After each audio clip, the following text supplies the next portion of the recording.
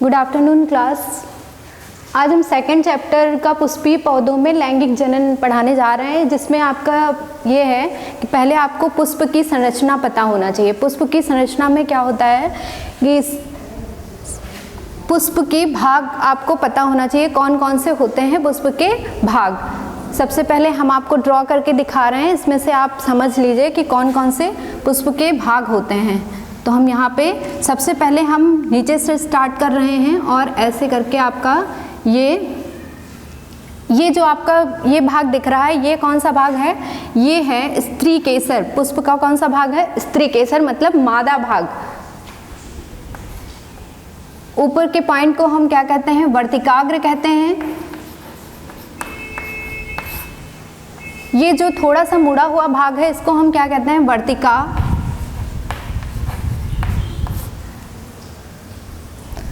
ये गोल सा जो भाग आपको दिख रहा है, ये होता है अंडाशय। इसको क्या कहते हैं? अंडाशय या ओरी भी कहते हैं इसको।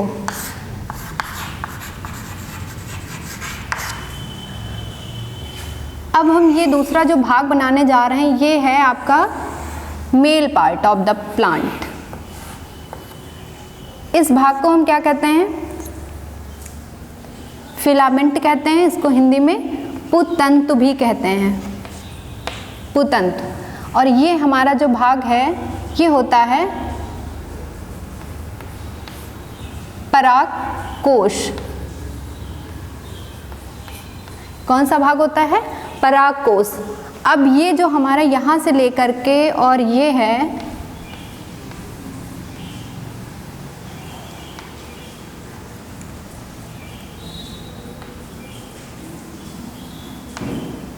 ये जो आपको येलो कलर के दिखाई दे रहे हैं, ये हैं दल। इनको क्या कहते हैं? कार्पेल कहते हैं। और ये क्या कहलाते हैं? दल कहलाते हैं। और ये जो आपको नीचे की तरफ दिख रहे हैं, ये है आपका बाह्य दल।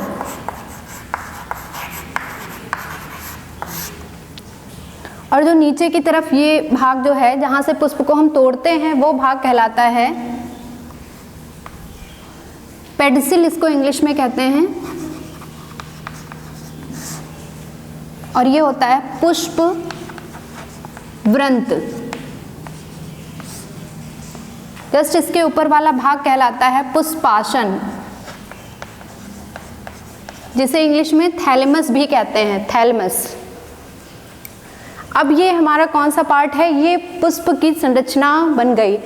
सबसे पहले आपका ये पूरा भाग जो दिखाई दे रहा है, ये हमारा स्त्री केसर कहलाता है। इस पूरे भाग को हम क्या कहते हैं? यहाँ से लेकर के इस पूरे पार्ट को हम क्या कहते हैं? स्त्री केसर। ये कौन सा होता है? पुष्प का फीमेल पार्ट होता है, जो कि आगे जनन में आवश्यक होता है। और ये जो पार्ट आपका दिख रहा है इधर से लेके यहाँ तक, ये पार्ट आपका होता है पुंकेसर।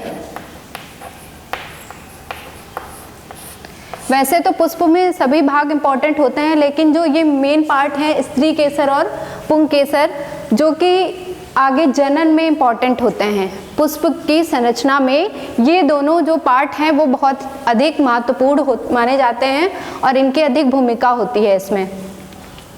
वैसे वर्तिकाग्र, वर्तिका, अंडाशय, दल, आगे चल के फर्टिलाइजेशन में क्या होता है? दल और बाह्य दल, ये सब क्या होते हैं? गायब हो जाते हैं। लेकिन फिर पुंकेसर और स्त्री केसर का ज़्यादा इम्पोर्टेंट बताया जाता है इसमें।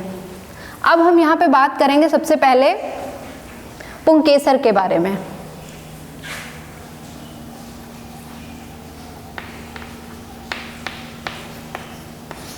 पुंकेसर क्या होता है?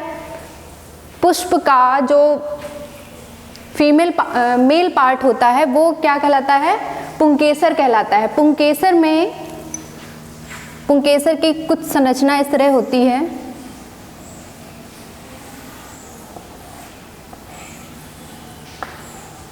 ये दो पालियों में विभक्त होता है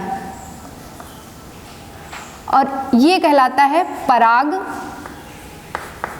कोश। ये जब परिपक्व हो जाता है तो इसकी संरचना कुछ इस तरह से नजर आती है। 4 पालियों में ये विभक्त हो जाता है।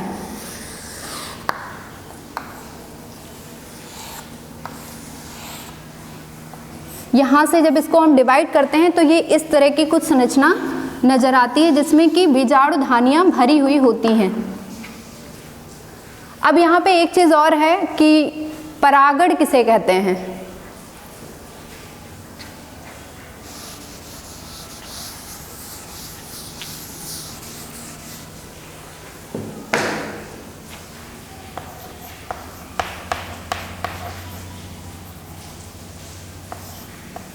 जिसे इंग्लिश में क्या कहते हैं, पॉलिनेशन।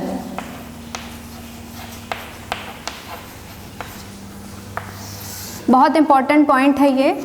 परागण क्या होता है, जब पुष्प के परागकोश जब वर्तिकाग्र पर पहुंचते हैं तो इस क्रिया को हम क्या कहते हैं, परागण कहते हैं। फिर से एक बार रिपीट करते हैं कि परागकोश का, पुंकेसर के परागकोश का वर्तिकाग्र पर पहुंचने की क्रिया को हम क्या कहते हैं, परागण कहते हैं। आप लिख भी सकते हैं कि परागकोश से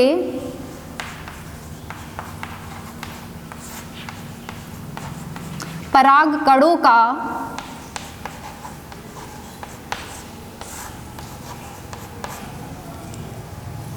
वर्तिकाग्र तक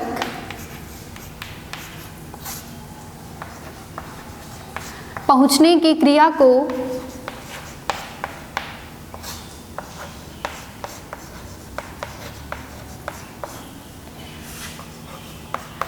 परागण कहते हैं।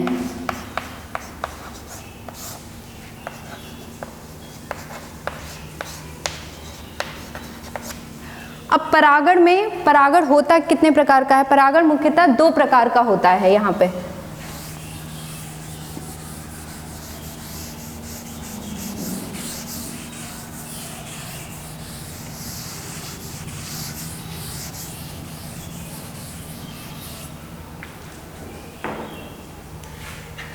नंबर 1 स्वपरागण,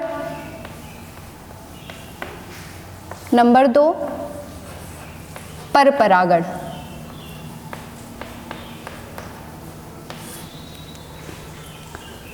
स्वपरागण के लिए क्या होता है, मान लेते हैं ये 2 पौधे हैं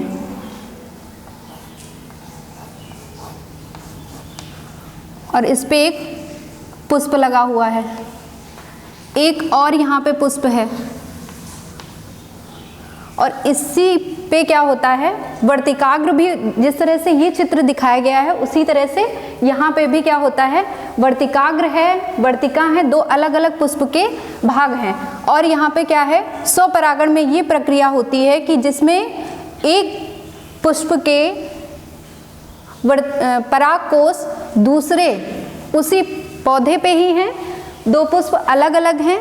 तो यहाँ पे क्या होता है, ये प्रक्रिया क्या कहलाती है, स्वपरागण कहलाती है।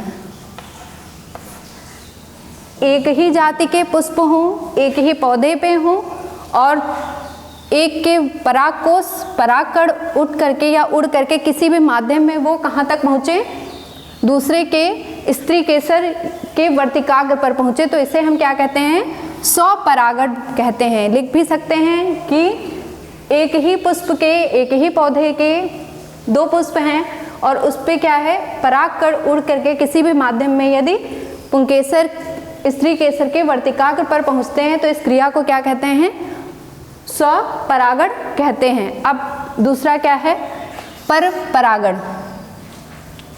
परपरागण में ही थोड़ा सा ये अंतर है कि इसमें क्या होता है, एक ही पौधा लिया जाता है, लेकिन इसमें नेक्स्ट वाले में क्या होता है, 2 पौधे अलग अलग लिए जाते हैं। यहाँ पे मान लेते हैं एक और पौधा हमने बना दिया है,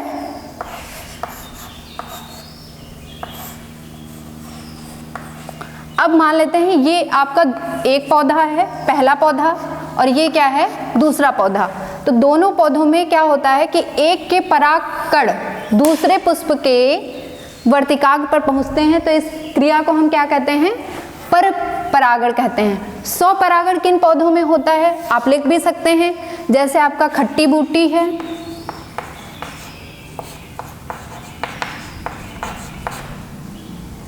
आपका कनकौआ एक पौधा होता है, उसमें भी आपका क्या है, स्वपरागण पाया जाता है।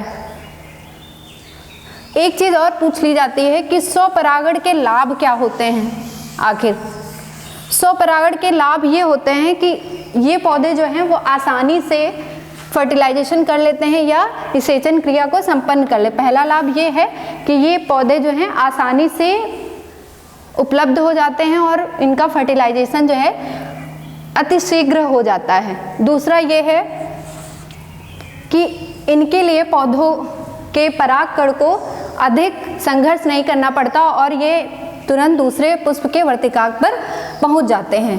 ये तो हुए स्वपरागण के लाभ। लाभ है नंबर 1। पहला लाभ क्या है,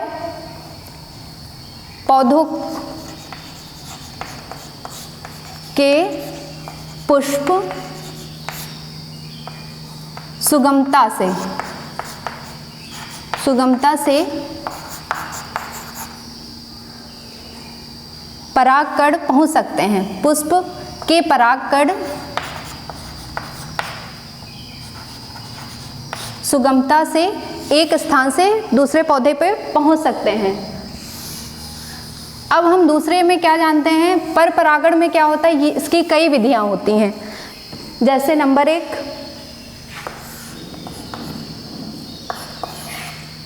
जल द्वारा, जल परागण कहलाता है। जैसे कि आपका एग्जाम्पल लिख देते हैं हम, वेलिसनेरिया।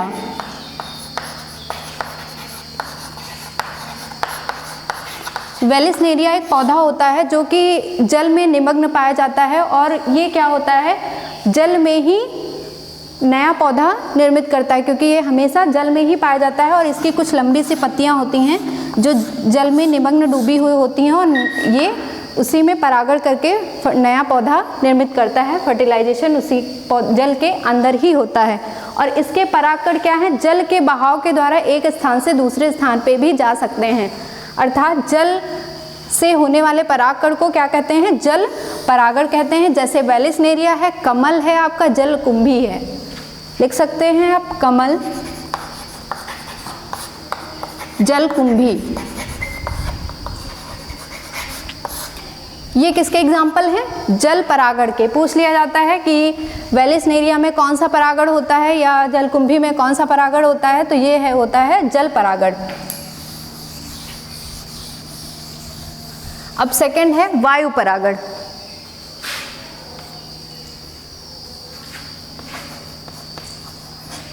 ये पर परागण के अंतर्गत ही आते हैं, वायु परागण। वायु परागण में क्या होता है, कुछ हल्के जो पौधे के बीज होते हैं वो एक स्थान से दूसरे स्थान में हवा के माध्यम से पहुंच जाते हैं। तो इन पौधों को किस तरह से परागण होता है, वायु के माध्यम से, इसलिए इसको हम क्या कहते हैं, वायु परागण कहते हैं। जैसे एक होता है आपका मक्का और एक होता है रूमेक्स। रूमेक्स भी एक पौधा होता है। मक्का तो आप जानते ही हैं। मक्का और रूमेक्स में कैसा परागण होता है, वायु परागण। इनमें क्या होता है, इनके फीमेल और मेल पार्ट बहुत ही हल्के होते हैं जिससे ये एक स्थान से दूसरे स्थान पे आसानी से पहुंच जाते हैं।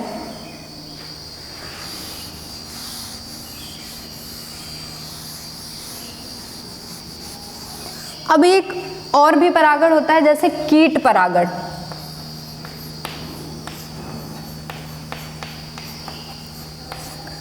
कीट परागण में क्या होता है, कीटों के माध्यम से जो परागण, जैसे कि चमगादड़ है या कुछ बहुत सारे जीव होते हैं जो क्या होते हैं, अपने बीज को साथ में लेकर के एक स्थान से दूसरे स्थान पे डाल देते हैं और ये क्या होते हैं, वहाँ पे उनका नया पौधा जन्म ले लेता है। इस तरह से जैसे कि चमगादड़ क्या करता है, अपने साथ में कुछ बीजों को ले जाता है और दूसरी जगह पे डाल देता है और इस तरह से वहाँ पे कीटों के माध्यम से परागण हो जाता है। इस तरह से जैसे कि यहाँ कदम, पूछ लिया जाता है कि कदम में किस तरह का परागण पाया जाता है, या तो ये होता है चमगादड़ द्वारा, और परागण कौन सा होता है, कीट परागण।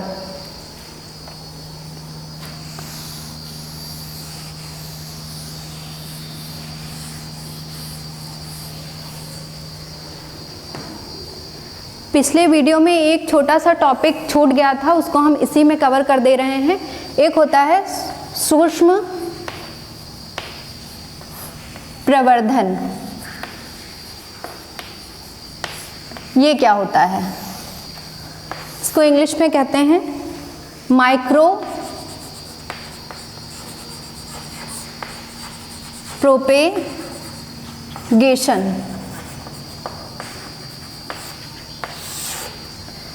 सूक्ष्म प्रवर्धन में ये होता है कि पौधे के एक भाग, चाहे वो ऊतक हो, चाहे वो उसकी कोशिका हो, कोई भी भाग हम उसका ले लेते हैं और उसको हम क्या करते हैं, एक विलयन में डाल देते हैं। कैसा विलयन होना चाहिए, जिसमें कि इसकी उत्पत्ति की कुछ कंडीशन पाई जाती हैं। जैसे कि मान लेते हैं हमने एक कोशिका को एक विलयन में रख दिया जिसमें कि सारी प्रकाश भी जाए और पानी में ऐसा मिक्सचर लेते हैं जिसमें, इसको हम कहते हैं ऊतक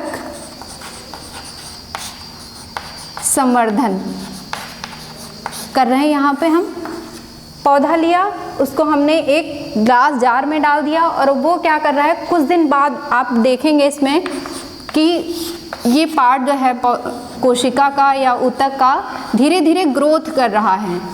और फिर ये पार्ट आप क्या करेंगे, तीसरे दिन चौथे दिन इसको आप अलग से कहीं मिट्टी या किसी चीज़ में रख करके और नया पौधा उगा सकते हैं। इस तरह हम कह सकते हैं कि एक पौधे के किसी भी भाग से, चाहे वो ऊतक हो या कोशिका, उसको हम किसी भी माध्यम में, किसी भी विलयन में, ऐसे माध्यम में रखते हैं जिसमें हवा, प्रकाश इत्यादि मिल सके पौधे को। इस तरह से जो पौधा उत्पन्न होगा वो क्या कहलाता है, सूक्ष्म प्रवर्धन कहलाता है। ये ऊतक संवर्धन की विधि के अंतर्गत ही आता है ये। धन्यवाद।